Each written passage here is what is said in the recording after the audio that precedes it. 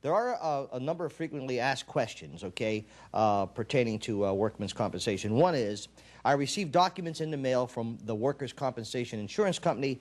Should I sign them? Well, the first thing is, if you get what's called an NCP, Notice of Compensation Payable, that means you're on compensation, and that's a good thing, and you don't have to sign that. That's something that you will get either from the insurance company or from the employer.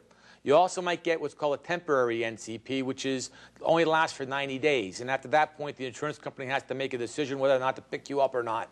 If not, you have to file what's called a claim petition, and we can do that for you. And you also might get a denial. And if you get a denial, right from the start, you have to file a claim petition. So those three forms are something that should happen at the very beginning of your claim. Now, there are other forms called a supplemental agreement that you might receive after you start receiving workers' compensation. And for those type of forms, you need a workers' compensation attorney to review them, because they're the kind of forms that can get you in trouble. They're the kind of forms that can sign away your rights when you mostly need them. One's supplemental agreement, and supplemental agreement you can sign up to suspend your comp. You can also be hidden there somewhere that you could terminate your compensation in the supplemental agreement.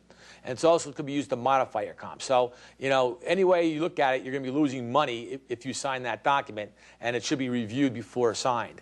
Now, the most important document you might receive is what's called a final receipt. And what that means is that you are totally healed with no residual disability from your work accident. So if you're not completely healed, you do not sign that form. Now, sometimes people do sign that form, and then we have to go to court to try to reverse that, which is sometimes difficult, but it can be reversed.